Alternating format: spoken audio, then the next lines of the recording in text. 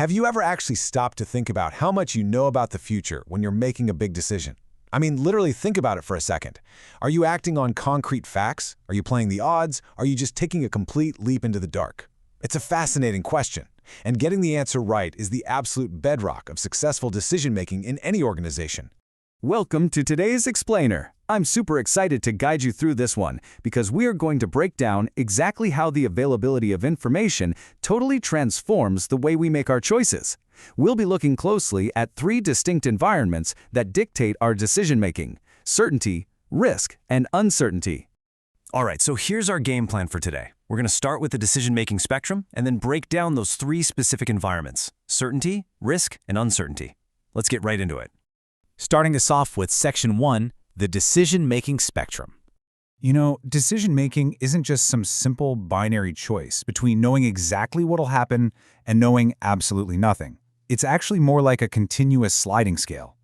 And this scale is based entirely on the level of information we have about future outcomes. So on one far end, you've got absolute perfect knowledge. And on the complete opposite end, total sheer ignorance.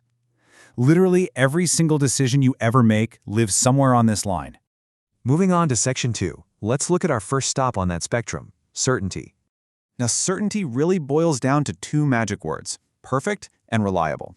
When we talk about a condition of certainty, it means the decision maker has perfect, highly reliable information about all the available alternatives and their exact outcomes. There is zero guesswork here, guys. It's like you know exactly what doors are in front of you, and you know exactly what's sitting behind every single one of them.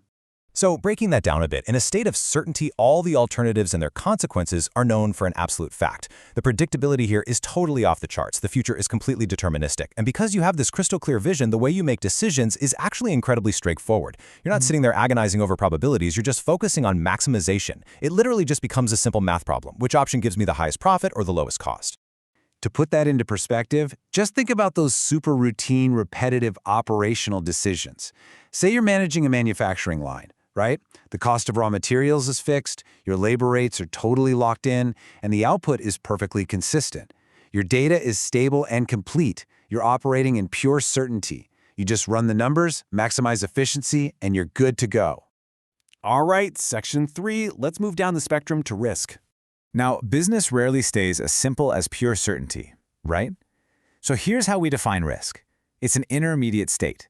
You don't know the exact outcome anymore, but, and this is a massive but, you can still identify all the possible outcomes, and you can assign quantifiable probabilities to each one.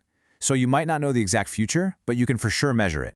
In this environment, you aren't just pulling probabilities out of thin air. They're estimated using actual statistical analysis or solid historical data. Because of that, risk is entirely measurable. So how do managers actually handle this? Well, the decision method shifts to weighing potential gains against the likelihood of different events happening. This is exactly where decision makers lean hard on mathematical models, like decision trees and expected value calculations, to navigate the unknown. You map out the odds, you calculate the expected payoff, and you place a highly calculated bet. Let's look at a practical example of this. Imagine you're launching a big marketing campaign.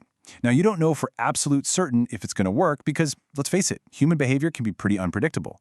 But based on previous surveys and past market data, you calculate an estimated 70% probability of success. See what happened there?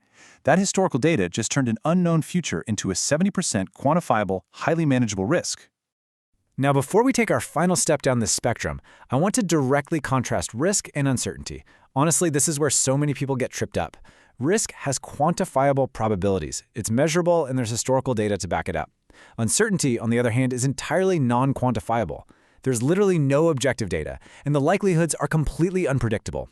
They are fundamentally different environments, which means they need completely different tools to navigate.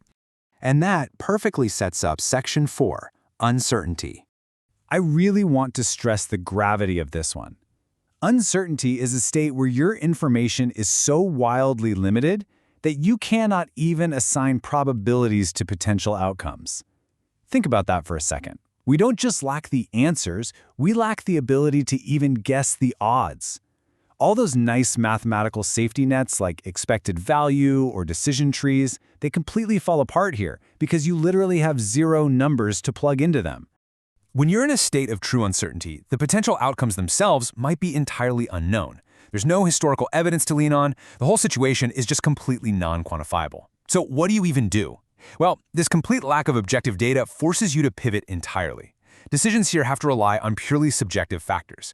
We're talking a manager's intuition, raw judgment, or some highly specific strategic criteria. For instance, you might use a max-min strategy, which is basically bracing for the absolute worst and trying to minimize the damage.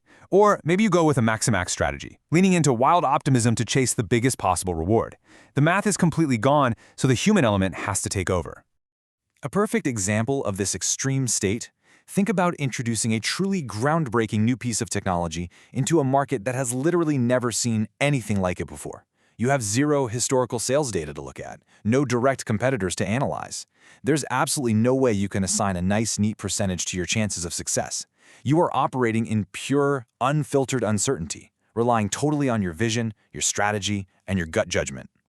So we've journeyed all the way from the absolute safety of certainty, through the calculated odds of risk, right down into the completely unquantifiable depths of uncertainty.